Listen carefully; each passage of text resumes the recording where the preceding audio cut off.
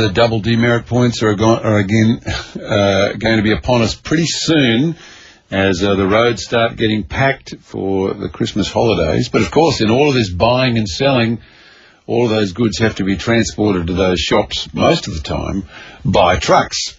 So there are a lot of truckies working on the road while you're off packing the caravan to the campsite.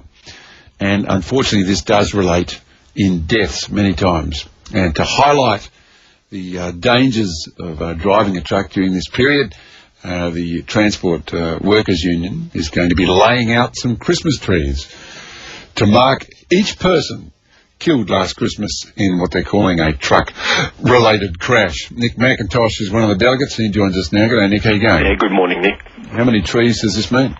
Well, we're going to lay 14 trees at Town Hall in Sydney this morning, which is representative of the 14 people who died during that Christmas week last year related to heavy vehicle crashes. So 14 families' Christmases ruined last year and for many years to come. Yeah, I'm sure we remember those terrible accident a couple of years ago at Termeil on the Princess Highway and at around this time.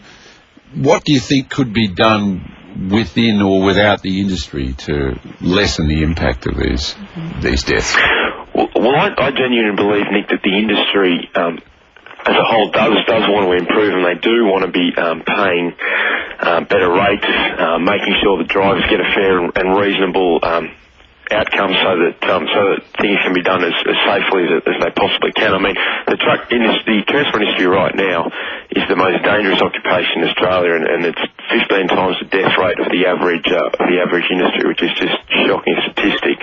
But the problem for the industry is that they're squeezed from right at the top of the supply chain. So really, they're just price takers from the likes of Coles who can say, well, you either do it at this price or you don't do it at all. So unfortunately, even though the will is there within the industry, I think, to change, it needs to come from the very top to make the change happen. Well, we've only just seen Coles fined enormous amounts of money for unconscionable conduct when it comes to its suppliers. Now, we're talking about things like, it's not kickbacks, but, subsidies paid to them for supply chain improvement, et cetera, which were found to be basically illegal. Does that give you some sort of hope that will soon apply to the transport chain as well? Well, we're hopeful that the Road Safety Remuneration Tribunal, which I know I've spoken in your program before about, but it's a big weapon that we have that can actually make the top of the supply chain pay fair and reasonable rates all the way down. So we are hoping, really what we're saying to Coles is just work with us, come to the party. There's no need to squeeze our truck drivers any further, and as you just said, we can tell that they will do anything to make a buck, but it's time to come to the party and help us resolve this issue. Now, you have regulation, you have to have certain brakes, you have to stick to the speed limit, obviously, and you have to make sure your weight is not overloaded. What's stopping truck drivers from just sticking to these regulations? What happens if you just stick to the rules? Well, unfortunately, and look, there's some very good companies out there that do always do the right thing and will make sure that their drivers do the right thing. There's no doubt about that. I'm not talking about every truck driver, every transport company, but unfortunately, especially in the case of owner drivers, so your mum and dad people who own your classic small business, but I mean the TW, I should say, is proudly the biggest association of small businesses in the country. We have mum and dads who are owner drivers. That means they have to pay for their truck, they have to pay for their fuel, pay for their mates, pay for everything. Now, unfortunately, what will happen, especially at Christmas, is that there's obviously so much freight being moved around that they'll get to a distribution centre.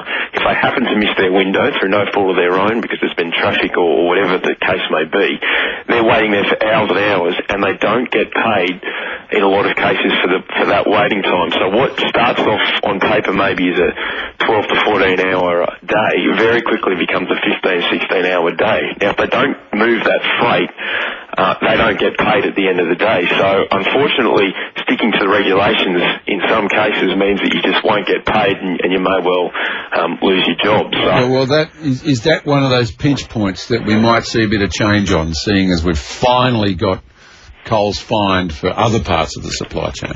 Well, that's right, Nick. That's what we want. We want to see Coles and anyone else at the top supply chain turning around and saying that drivers must be paid for every single hour and every kilometre so that they don't have to do this. If they have to wait for 3 hours at a distribution centre, they'll get paid for it. So they're not going to go out and then have to drive 16 or 17 hours straight to deliver the freight.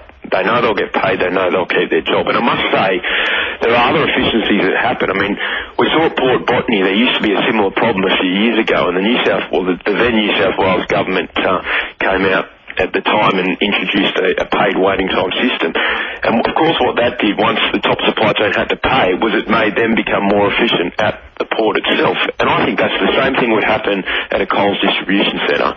If they knew that they were having to pay for every hour that someone was waiting there, you would see that distribution centre become efficient very, very quickly. Ah, okay, interesting. So, but who's going to blink first? Well, we're not going anywhere, Nick. It's taken us over 10 years to get the Road Safety Remuneration Tribunal up and running. Obviously, it's under attack from this Abbott government, and the only thing I'm asking from the Abbott government this Christmas is actually not to do anything, just leave it alone, let it do its work. But we will be fighting until the end, because this is it's not only important for truck drivers, but for every member of the Australian public who uses our roads, especially this time of year where everyone's on the road and there's record freight being moved around the country. You know, it's every one of your listeners could potentially be affected by this. It's not just something that is within the industry itself. So we need to make this happen, and we need Coles and other big companies to work with this, because we're not asking for huge pay rise or anything like that. All we're asking for is to make sure that people earn enough money to make a living, so they don't have to cut any corners. And then this industry will not be the most deadly industry in the country. Right. Nick McIntosh, good to talk to you. Thank you. Yeah, thanks, Nick. And can I wish you and your listeners a Merry Christmas and Happy New Year. All right, thank you. It's a second in a row. Nick McIntosh from the TWU wishing you a Merry Christmas.